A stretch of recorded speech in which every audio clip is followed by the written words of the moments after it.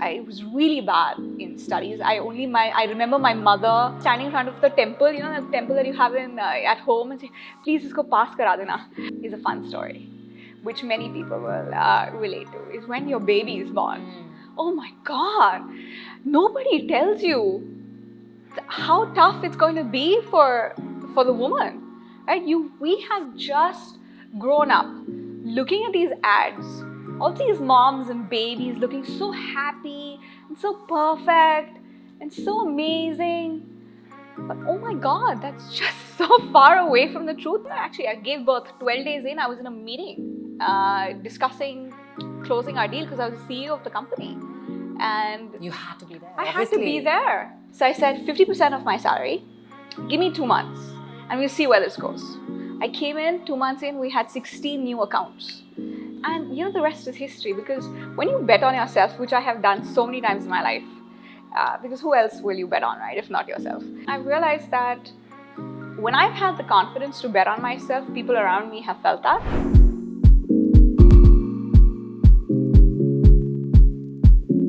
I'm so excited to introduce to you today one such disruptor, one such leader, Pooja Jauhari. So Pooja, I'm absolutely thrilled to have you today for a couple of reasons. One, you've had an absolutely incredible career trajectory. You've been CEO of the Gitch, which has been India's one of the top sort of agencies. You saw it through its acquisition with WPP, which was a moment I think all of us in the entrepreneurial community celebrated. And now you're on to your next innings. I think we'll talk more about that. But I think what's really special is that you're the mum to two little ones, Leah and Veda. And this show is all about that, right? Talking to amazing mums who are top leaders, top entrepreneurs in their space. So without much ado, Pooja, I'm going to dive right into the questions. Yeah. And we're going to get to sort of uncover more about what Pooja is all about. I'm excited about that. Thank you for having me, Naiyya. Great, Yeah. super. So Pooja, take us back to school, right? Who were you like in school? Like, what were you like as a person? And if your school friends were to see you today, what would surprise them most about you? So I have, firstly, that's a great question, because I mean, everything of who we are in our adulthood has so much to do with how we were as children. And I went to 2 schools, and the first one I went to, I was extremely shy. This was a school called St. Mary's in Pune. I don't think any of them would recognize me. And I'm actually in touch with so many of them who've been so gracious and kind to, send me messages every time there was a news article or, some interview that I'd done, to say that it was so exciting for them to see me like this. Because in school, I was very shy. I was, in school, you had those remedial divisions of students who didn't perform. I was in that. And I was probably at the bottom of that list, because I was really bad in studies. I remember my mother standing in front of the temple, the temple that you have in at home, and say, "Please, isko pass kara dena." That's really how a large part of my schooling was. So that school saw a huge personality shift from who I am today. But the school that really formed me was a boarding school that I went to, and this was a school in Panchkani called New Era. And I know that was the start of the rest of my life. That's how I put it. How old were you when you went? I went there when I was in 8th grade. And I had to repeat a grade because I went there much later. I told you I was really, really bad in studies. I mean, at the bottom of the rank. Yeah. So the one who's like, oh, iska kuch nahi hone wala hai. That kind of student. But when I went to a boarding school, and largely because of my childhood and the background that I came from, it was an opportunity for me, an opportunity to really build the kind of life that I wanted to build. And I think that was a pivotal moment for me as a young person. How does it feel? Like, I mean, I want to know from your perspective, right? How does it feel to be the only woman in your context in an extremely competitive environment where you're probably one of the youngest women as well? And how, like, if you look back, like, how did you get your voice to be heard? What would you also, by the way, do differently from what Pooja did earlier on in that situation? Yeah. I'd love to hear your very, very unfiltered thoughts on that. Of course, and must be unfiltered so everyone can learn from it. I'll start with what I would do differently. Because I have, as a person who introspects, really spent time on it, and which is how I was able to improve. I was most often the only woman in the room, and most often the youngest person in the room as well. I've said this many times. I never walked into the room and said, "Oh wow, I made it, I'm the only woman in the room." But always questioned, why weren't there more like me? And that honestly was the foundation of my leadership journey as well. Because as I got a seat at the table, I wanted to make sure that I was getting more at that table. I was making that table bigger, more diverse, but making it more inclusive. That aspect is, that is Pooja, right? Because that is how I want to be, that's how I want to live, and that's how I think the world should be. Not I think, I believe the world should be. Needs to be that, right? absolutely.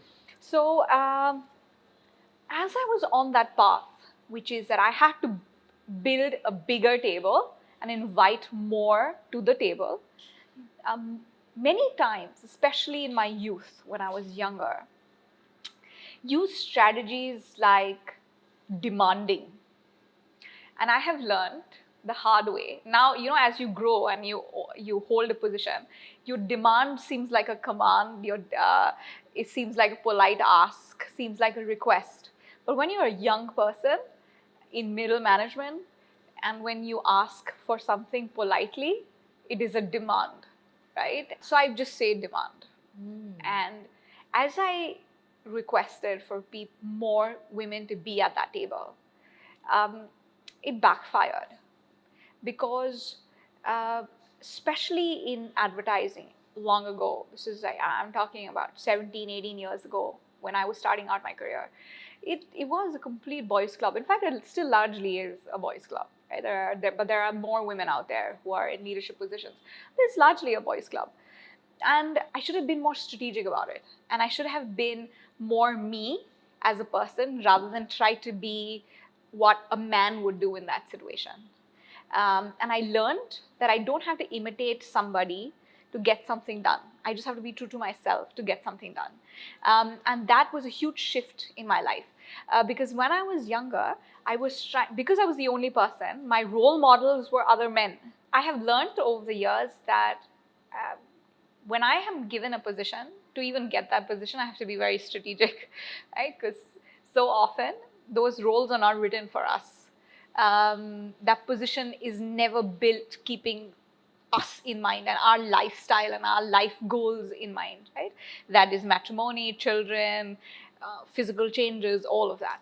So you have to be strategic. And to be strategic, I'll start with what I would do differently, is that I would not compare myself to another man. I would not ape another man, because I am me and I'm unique and I'm authentic and I've got a voice and a style and a personality of my own, and I had to do it in my way, which is to be analytical, to be an opportunity spotter, to know when to say what, to know how to not be worried about having the last voice in a conversation, but the most impactful voice in the conversation.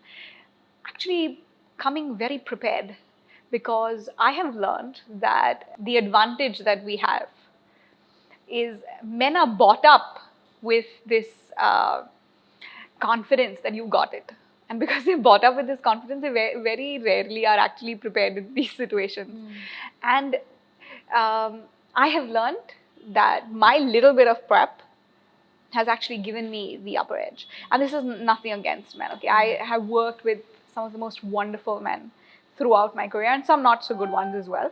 Majority of the men that I worked with have been fantastic. But coming to a meeting prepared, coming to a situation prepared, learning from those situations, also introspecting. There are experiences teach you, right? You're in a meeting where you didn't have a voice. You're in a meeting where you tried to say something, but nobody listened to you. That meeting will come again. Understand what you could have done differently, right?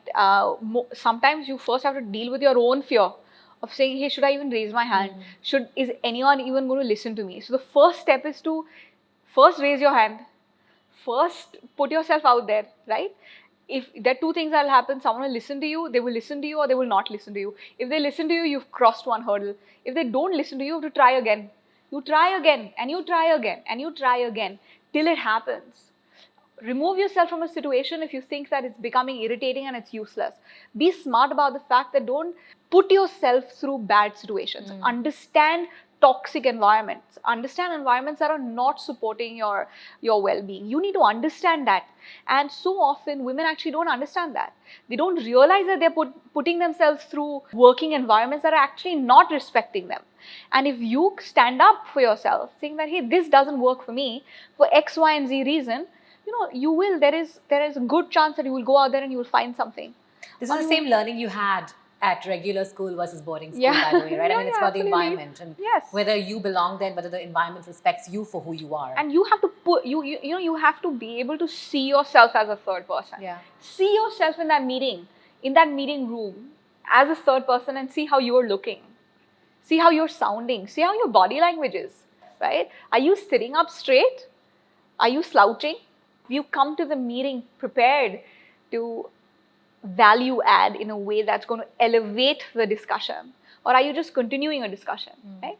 Those aspects, being very strategic about that is critical. Pooja, you and Varun were pretty much all in, right? Because you were at the Glitch with Varun and Rohit, and of course you and Varun are married to each other. You have 2 beautiful kids together.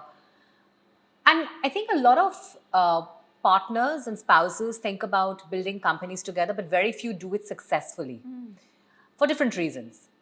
Can you tell us a little bit about the dynamic that Varun and you have had over the years, how that's maybe evolved as partners at work and partners at home? And maybe talk a little bit about your highest highs and your really, really stressful moments where both of you are like, okay, what the hell were we thinking? I describe our partnership as teamwork. I mean, actually our relationship as a partnership and teamwork. Because if 2 people want to build successful careers, they have to be in sync with each other and so honest about what they really want from their life, what they expect from this relationship, and the contribution of the partner. It has to be like that transparent and that clear. No fibbing. This is what I would like for you to do for me. This is what I would like to do for you.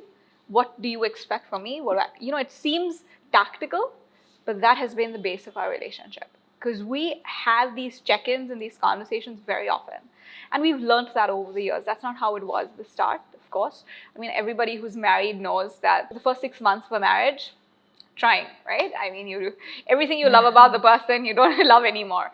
And then as that grows and as you start actually, the love moves to, I really actually like this person, right? Because you can love so many, but can you actually live with somebody through all of the ups and downs, through all the beauty and the ugly, right? And as you start liking the person, things change. And I think that's when the evolution of a relationship happens. That's when a couple become a team.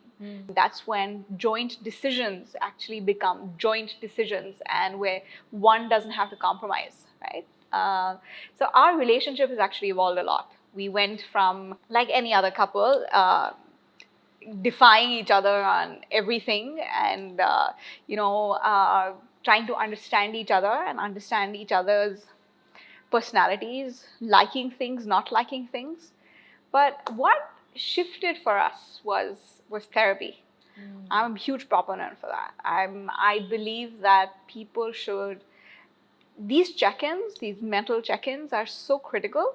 And it's not something we do all the time, but once you understand the tools, when today Varun and I fight, we never use the things that therapy tells you not to do, which is that you don't blame, you always resolve and solving the conflict. There's never the point of ending. There's always the conversation of mending, right? Those kind of things that therapy taught us. And we believe that we're for self as well as for a couple and for, even for professional lives, right? So therapy, coaching, very important aspects.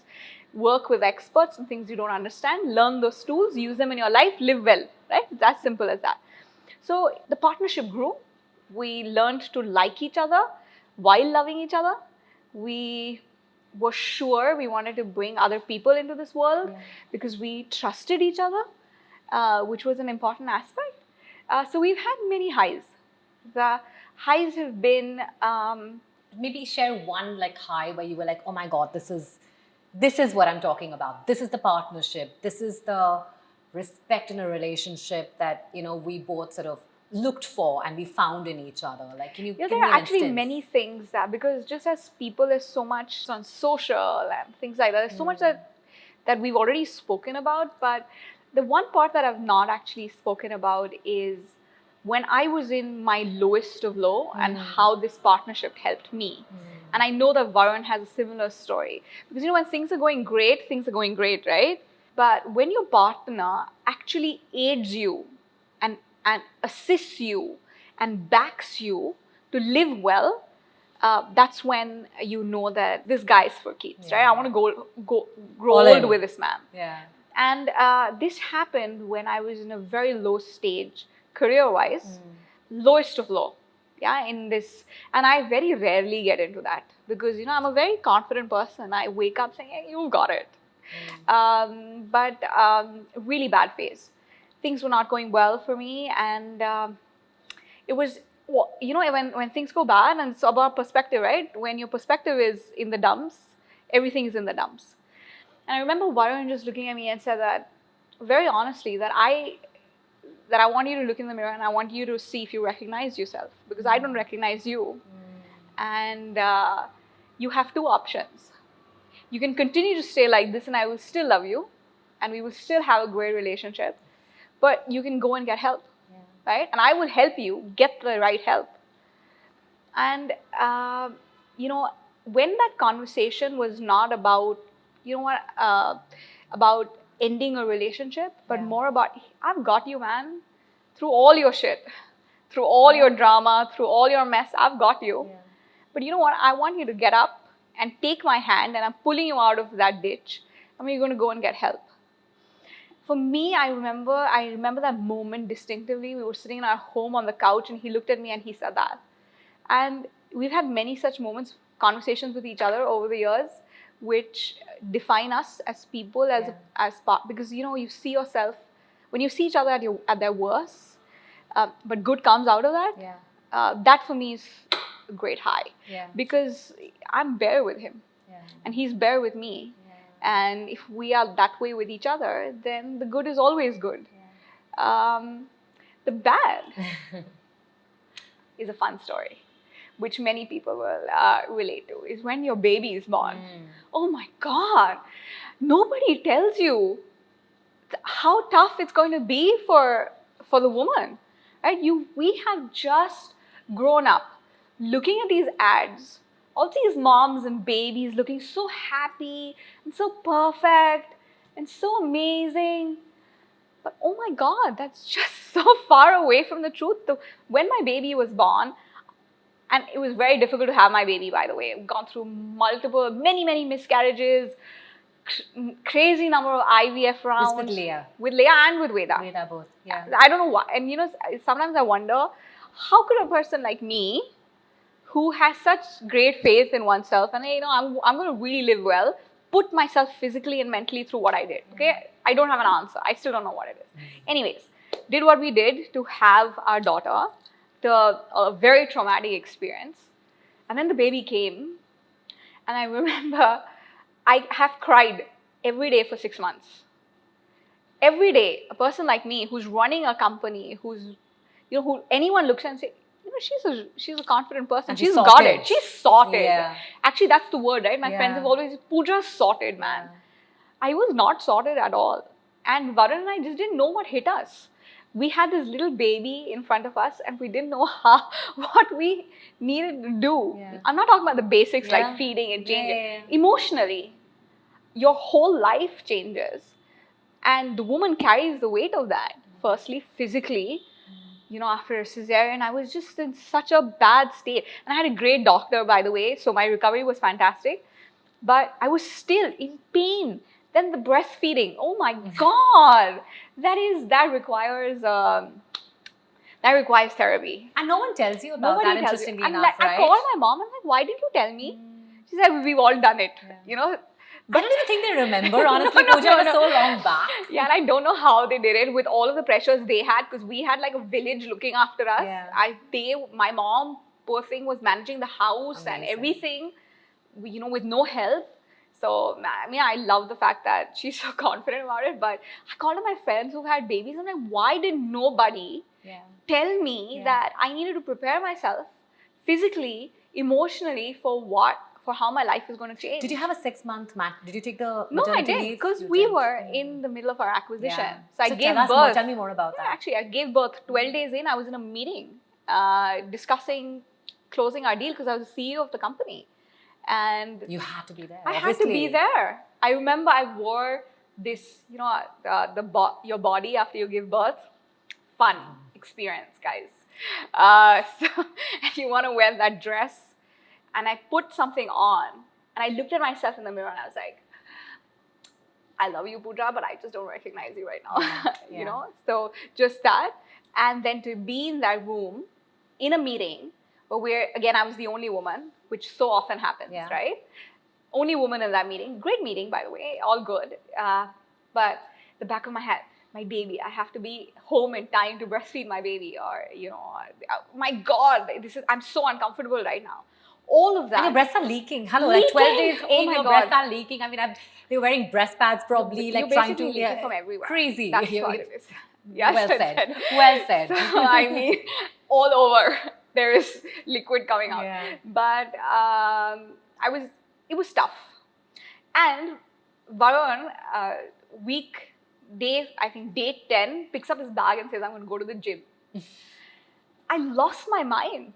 It was like, you are going on with your life, and here I am, in my sweats, hormonal, everything about me is a mess, and you're picking up your bag and going to the gym. And he didn't understand why I was losing it. He was like, but I just want to go work out. I was like, I can't do it, but you get to do it.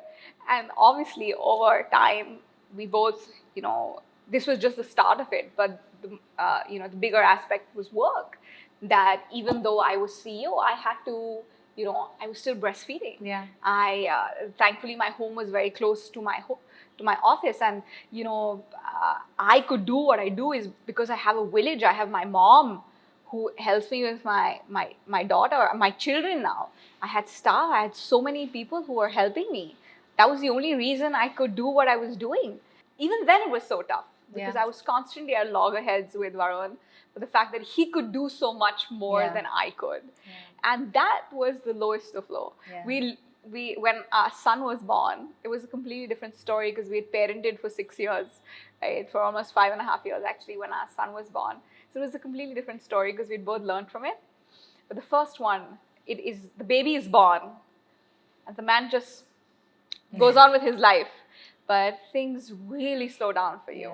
That was the tough part. But I have a really good partner, and he got it very quickly. So he did all of the nights and did all of the tough part that I always got a full night's sleep thanks to him. Wow, I mean that's a big one. That's a big one. He made sure I did a full night's sleep through both my babies. He made sure of that. Do you have a leadership coach? I did have a leadership coach when I took on the larger role at WPP where I was group CEO. I worked towards getting myself, again, because I was very young in that position. And my age never deterred me. But, would you advise leadership coaching 100%. to folks? And can you tell us a little bit why? Because I think this construct of, I think of therapy in relationships is still, fortunately, somewhat understood, and therapy for your life's journey for someone to help you there is well understood.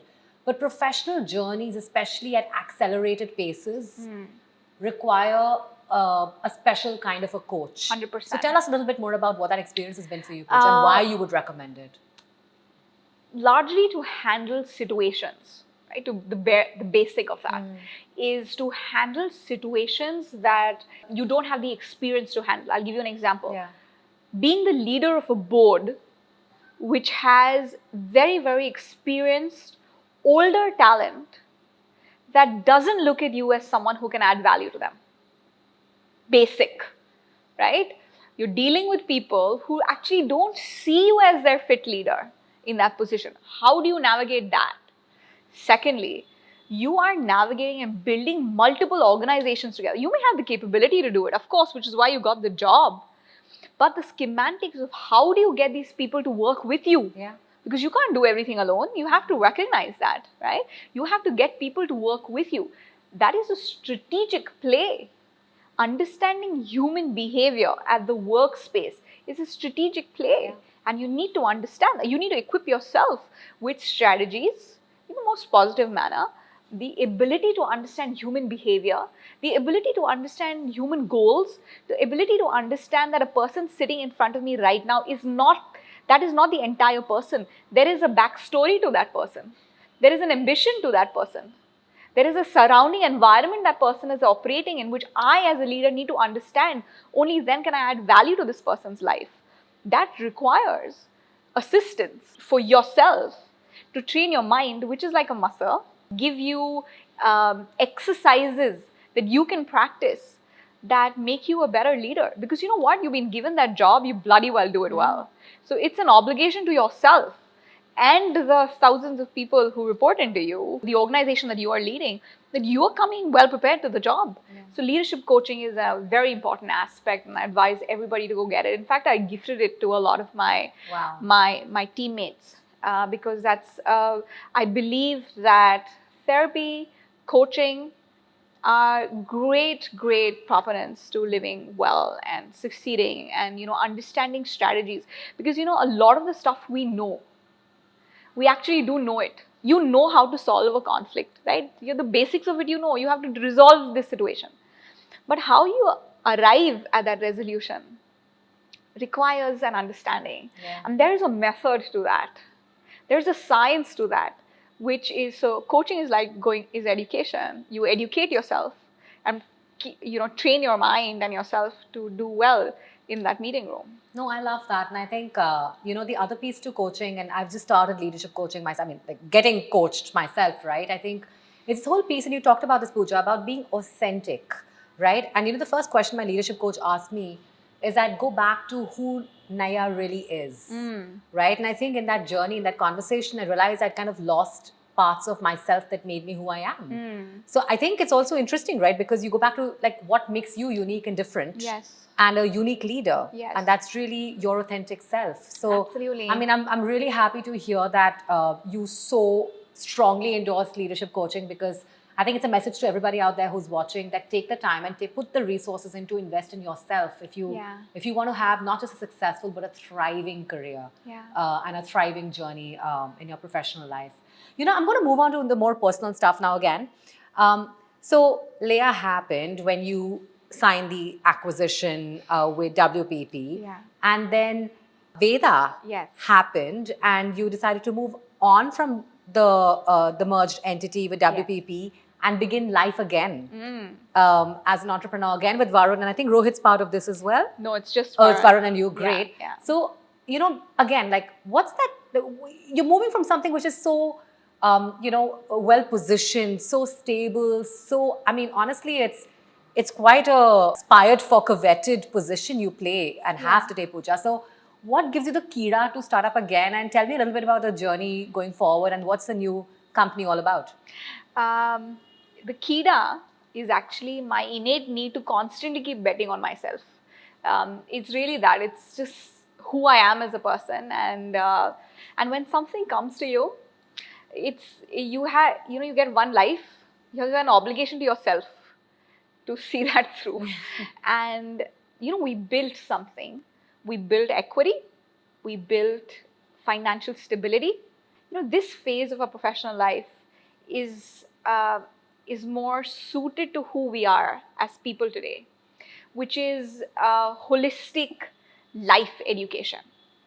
And our new company, Plot Device Entertainment, is actually focused on that. We have one brand called Take a Pause, which has an IP that Varun runs, which is podcast and a video series that speaks to many people about how to live their best life. Right? It's taking nuggets from very, very successful people and some not so very successful people in quintessential ways, but successful in their own right. Of how to really live well. And I feel that we have an obligation to ourselves and to the environment and to consumers who find our way of life exciting, to be able to share as much as we can in a manner that adds value to them. That is through content that they can consume and helps them elevate their lifestyle, through products that they can use that help them live better and more meaningful lives. These are digital products or physical products? So that's what I'm coming to.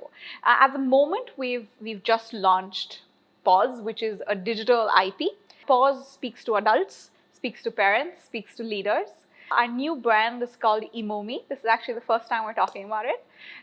It's called EMoMee World, which is actually the emotions within me, which is about emotional intelligence in young children. And the purpose of that brand is to help parents like us raise emotionally intelligent future adults. Because I've been in a leadership position and I've been in boardrooms where I have observed that 99% of them have no EQ.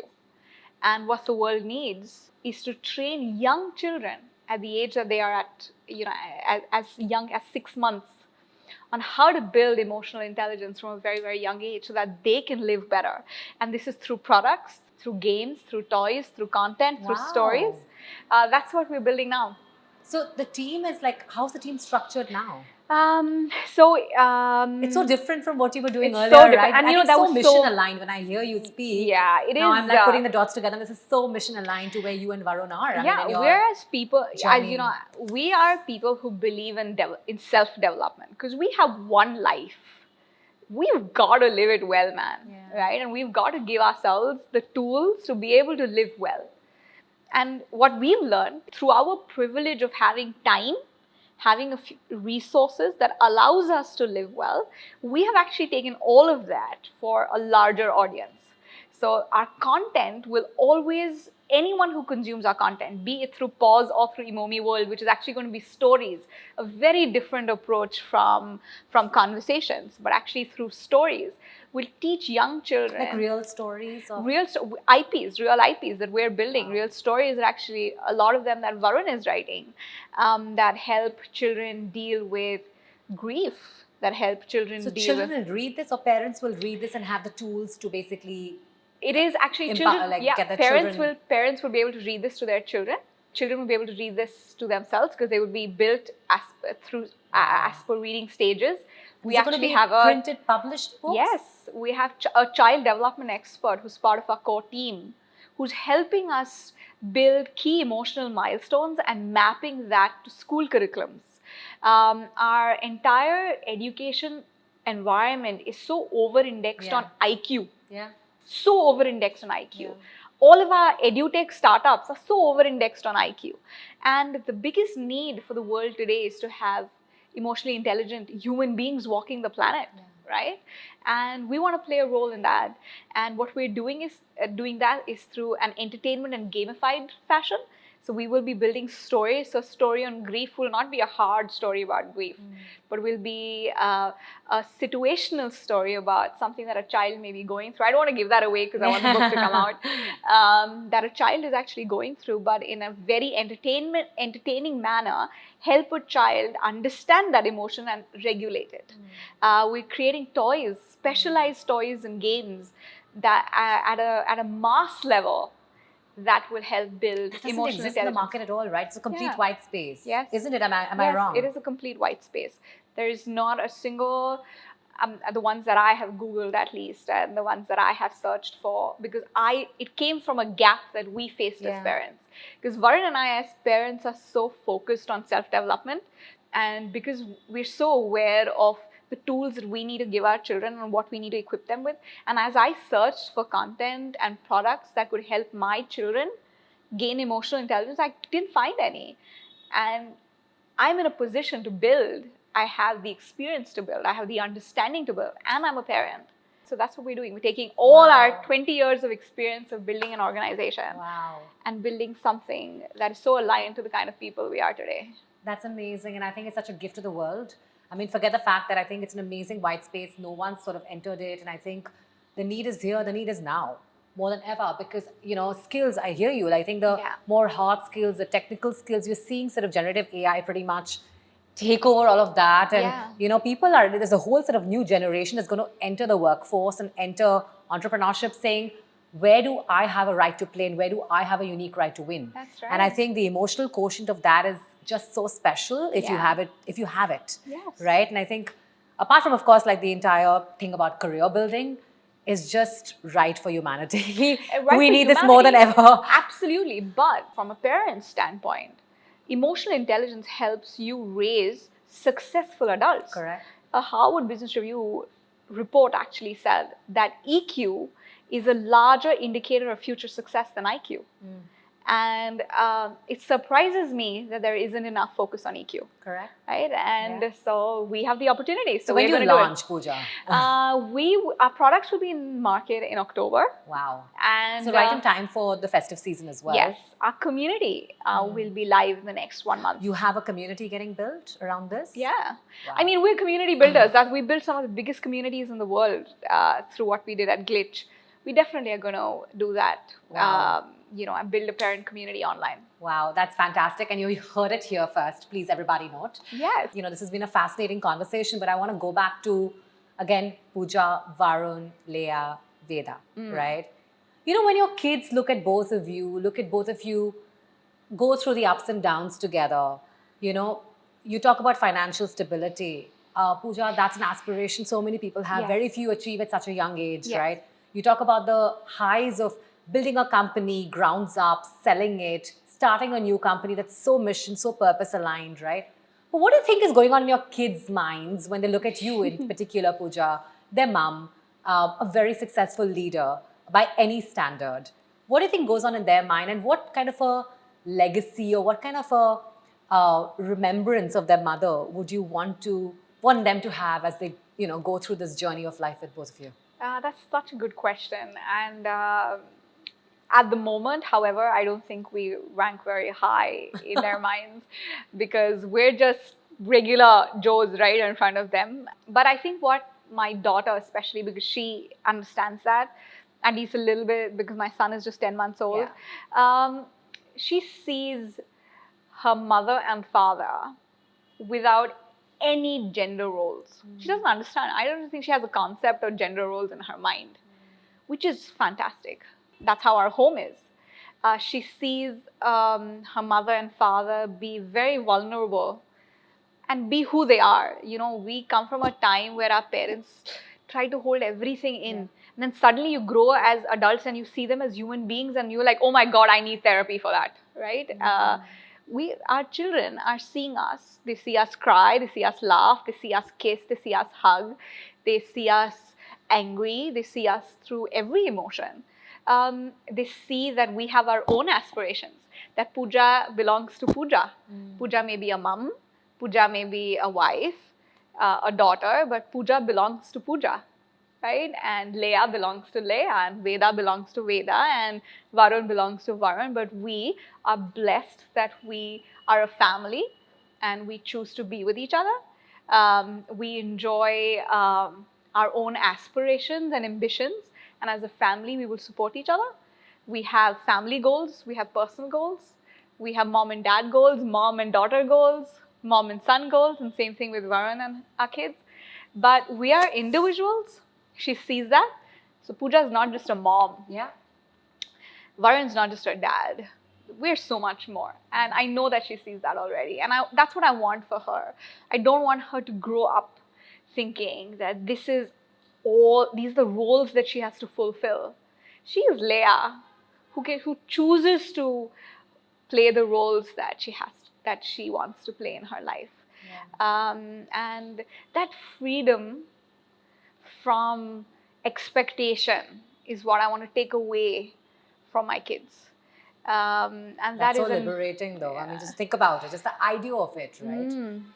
I mean, because we all grew up with so much expectations riding on our heads. I mean, from our gender, from who we are, who we were, life, society. So I think that's such a powerful statement just there. Yeah. And, we're learning on the go as parents as well. We don't have all the answers, but what we have is the ability to say sorry and the ability to say, hey, I don't know. The ability to say, let's learn together. And the ability to say that, hey, I think I did this right and you did this right, or I did this wrong and let's learn from there. The ability to just be human and not above them. And I think that when she sees me like that, as a free woman, as a woman free of any form of weight of society, of performance, of expectation, she sees a free woman. And I want her to grow like that. I want my son to see his mom and see that that's the kind of partner, should he want to be with a woman, be like that, and he sees, and my children see their father do everything that a equal partner must do. And I think that is That's freedom. really powerful. That is really powerful, Pooja. And I think especially the thing about Pooja is Pooja, right? Pooja belongs to Pooja. Belongs yeah. to Pooja. I think that is such a powerful statement, because I think in this journey of life, we often forget who we are and Yeah. who we belong to. Yes. In the day, it's our journey. And we are going through it with an amazing bunch of people, but it's Yeah. our journey. Absolutely. But tell me about the journey that you're on today, and I remember, again, as I shared in the intro as well, everybody was so excited when the Glitch got acquired by WPP. You were its CEO, right? You were the very, very public face and the very public spokesperson through the acquisition and the time beyond, because you then led the India entity for the combined venture. Yeah. What was that journey like? And as a fellow entrepreneur who's gone through an acquisition journey herself, I'm very curious to know. And let's sort of rewind a little bit. Tell me about your journey with Glitch. Tell me about the journey building our Glitch. What prompted you to have that acquisition conversation even materialize, and what was life like after? Yeah. Again, great question, because so many people just see the end. Yeah. Right. That acquisition, which is a great acquisition, by the way, one of the biggest in our industry. But very, very few actually know what it took to get there. And I didn't start Glitch. I actually joined Glitch a few years in, and it was started by Varun and Rohit. And I lobbied for my job. I, as a person, I've said this many a times in many interviews, because I want as many women as possible to hear that I'm an opportunity spotter in the most positive way. Because, doors don't open for you. Very rarely does someone actually come and give you on a platter, hey, this is what you should do next, right? Or this is the position I want to give you, or this is the seat at the table I want to give you. I do believe that as women, we just need to knock on those doors and raise our hand wherever we see that opportunity, and do it in our way, in a way that works for your personality. And my personality was like, hey, what is the worst that will happen? Someone will say no, right? So I just went for it, and I lobbied for my job. I actually met Varun and Rohit in a marketing conference. I was working in another media company. I invited Glitch to pitch for our business. I was so impressed with them, when the team that came in, that I called up Rohit. And I said, you didn't win the business, but you give me a job and I'll show you what we could do differently. And he thought I was crazy, but, props to Rohit and Varun, and even Roshan for that matter, who is our investor, who said, yeah, okay, cool, let's see where this could go. Because all I told them is that give me half of what I'm making right now, because I was already marketing manager in this media company. And this was a 2-year-old company. So you know how it is, right? You've been around. I mean, you're 2 years and you can't pay that kind of money to somebody, right? So I said, 50% of my salary, give me 2 months, and we'll see where this goes. I came in, 2 months in, we had 16 new accounts. This is confidence and belief, the fact that you can do this and you're going to be able to deliver. And so hence, bet on yourself and go knock on that door and raise your hand and say, hey, I am the one for the job. And you will find very often that people will actually say yes. But I love this. I mean, as I'm taking away 2 things, right? One is opportunity spotter, which I'm going to use a lot because I absolutely love that phrasing. And I love this whole thing about, having the conviction, the belief in yourself, because I'm fully aligned. Like, if you don't believe in yourself, then who will, right? Yeah. But where do you get that conviction from, Pooja? What drives that conviction? Because I meet so many amazing, amazing women and men. Yeah. And somehow they don't have that conviction and they don't know where to find it in themselves. Where do you get it from? Actually, it came from my mom. Okay, she sent me a message. As I said, I was a very shy person, and our background was not that of wealth. I lost my dad when I was very young, so my mother, who's a real trooper, worked 2 jobs to send me to a great school. So the quintessential story of a single mom who really strived to, give her child a great education, a good home, etc. When I saw that, there's also aspirations as a person who, she sent me to a school which was full of very, very, very wealthy kids. And I saw their life. So the first part of it, I know that the base of it started from there, that I want materialistically what they have, but I can't have it, right? So what do I have to do to get it? One. Number two, I want to live differently, right? I don't want my life to be the struggle that unfortunately my mom's life has been, right? And those were her circumstances, her opportunities, but she made sure, she always, I remember her telling me as a child that, when you get an opportunity, you take it, Pooja, right? And I will give you the bread and butter. This is her normal line that I will give you the bread and butter. If you want the cheese, you work for it. Yeah, so it kind of came from there. But I also believe in one thing my mom said, that she could do so much for me, the rest of it was in me. And, I can't explain if it happened overnight, but I do know that it has consistently grown over the years. And there's one thing that I practice. Again, I've said this before. I want to say it again because I want this as many people as possible to do it. I wake up in the morning and I look at myself and I say, I love you, man. I say that every morning to myself. It's a joke in my home that, okay, Pooja's in the bathroom, she's talking to herself. But I wake up in the morning and I say, I love you. I love you for you. I love what you're doing. I love, what you did yesterday. I loved how you were in that meeting. I loved how you won that pitch. This is your build on what you could have done differently. I introspect a lot. And I don't need anybody else to do that for me because, again, my circumstances where I didn't have anybody to do that with. So I trained myself to be my own therapist. I trained myself to be my own cheerleader. And what happened over the years is that as people saw me like that, I built this troop. Yeah. The support system. That is my support system till today. Yeah. So it comes from circumstances, but the rest you build. And you can build it. I'm getting goosebumps right now. Can I just share? Because this is such a honest story and an honest statement as to where you get a conviction from, Pooja. Not too many people would talk about, I think, the fact that even material things drive them, right? And I kind of resonate so much with you. I grew up, my parents were in the government, right? So we didn't have too much money. We had a lot of the other trappings, but we didn't have much money, right?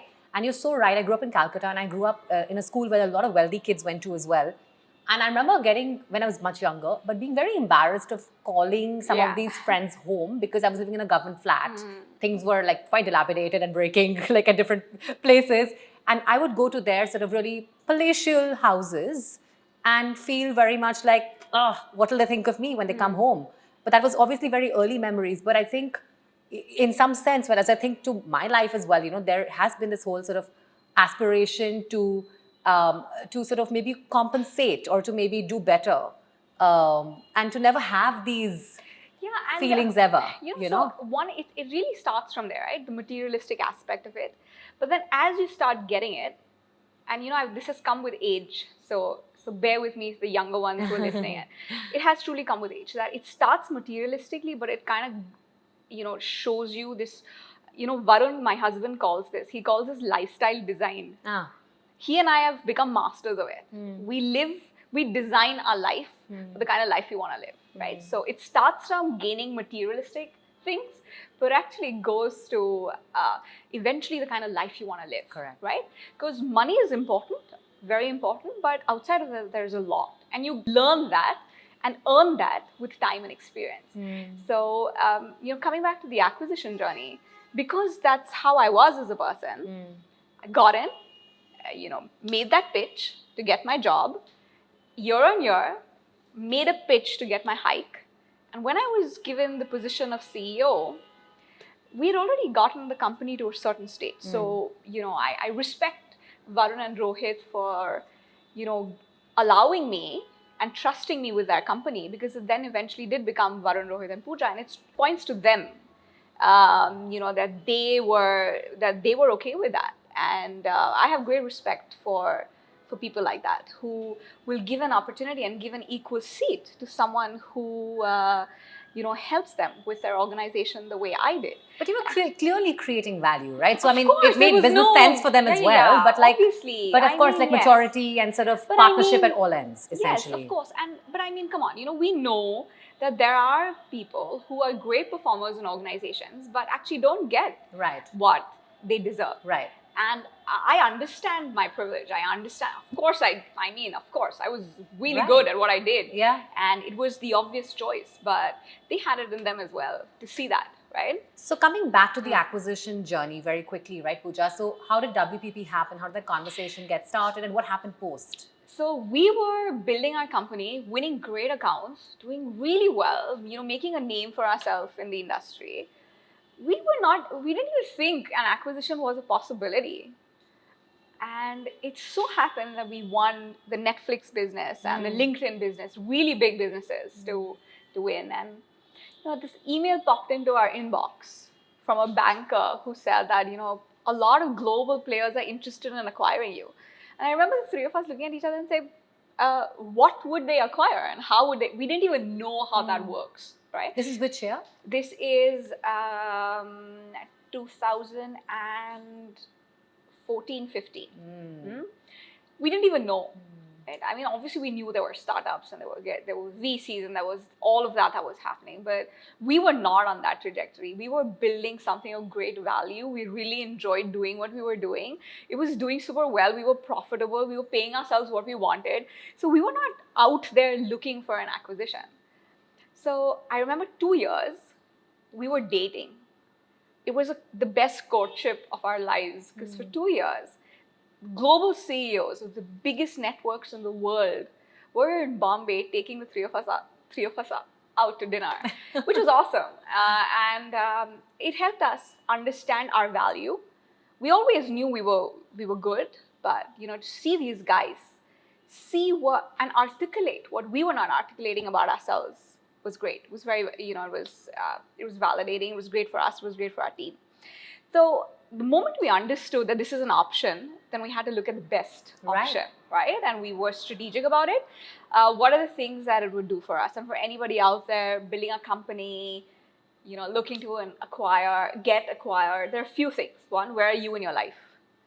Right? Do you have the energy to work for another 15 years to build the kind of value that you would probably get by selling your company, by getting a company acquired? Very honest piece, right? Second, what is your own ambition? What is your own ambition for yourself as the leader of the organization and for your people? What could an acquisition do for you guys, right? I mean, look at you. You were, your acquisition led you to something great. It did that to me as well and to Varun and Rohit. We were, leading a very, very large organization, a global company. All of our talent were, C-suite level talent in a global brand. It did that, right? And also the most important aspect is the wealth, right? How much money could you make and how much time would it take you to make that money? Would you do that on your own? Because you would make that money, but it would take you probably 25 years to do that, right? And you then get it over a matter of a few months, which is awesome, or a few years if it's a longer acquisition. So those are things to sort of keep in mind. So it was very strategic. It was... I know it wasn't emotional for me, but I know that it's a different story for Varun and Rohit, of course. For me, it was very strategic. But that's how I am as a person. I'm very practical about these things. I just want to make sure that the brand would grow, our people would grow, and continue to generate value for our clients. And it still does. That's fantastic. And life after acquisition. Like, can you describe the last couple of years for you? And then we'll, of course, talk a little bit more about that. I've spoken to a lot of founders and CEOs of companies that have gotten acquired. And the first thing everybody says is the freedom. Oh gosh, right? You suddenly have, and especially in our case, we had the India leadership, then we had the regional leadership, then we had the global leadership. And, we suddenly had hierarchy. We suddenly had a decision-making chain that we were not used to. We were used to waking up and saying, this is the way to go. And suddenly we had to wait for somebody in the US or in the UK to sign off on a decision we wanted to take in Bombay. It just didn't make sense to us. But as we learned, we realized that the dynamics of how it works in an organization. It's a learning curve, right? You go, and I think there is, just like grief has stages, acquisitions have stages, right? There is first defiance of like, there is no way I'm going to work the way you want me to work, because I built this culture. And then you go through understanding and learning and see there's value in what this experience is telling us. And then there is acceptance, and then there's flourishing, because you accept that there's so much that you could learn from a larger organization. And if you take that in your stride, your organization will flourish. Yeah. And that was our path. I just absolutely love this, because I think no one has really talked about the stages of the emotional journey that an entrepreneur or an entrepreneurial team goes through post-acquisition. Yes. I think you've described it beautifully. In fact, I'm going to be using this a lot more in terms of, I think, even describing my own personal journey, because I think every entrepreneur probably goes through this, but very few acquisitions still in India, right? So I think very few journeys to really talk about and to share and to describe with such eloquence. So Pooja, we're going to dive into the mommy never have I evers. Don't worry, this is a very PG rated never have I ever, because of because it's between us. Yeah. But I'm going to quickly start, and you have to hold up your placards, right, accordingly. So, starting. Ready? Yeah, okay, great. Okay, so never have I ever had a business call interrupted by a child's tantrum. Oh my God, all the time. That's so normal. Attended a business meeting with baby spit up on my clothes. Oh, okay. of course. Multitask breastfeeding and responding to mails. Yes. Pitch my business idea while holding my baby. It is actually this.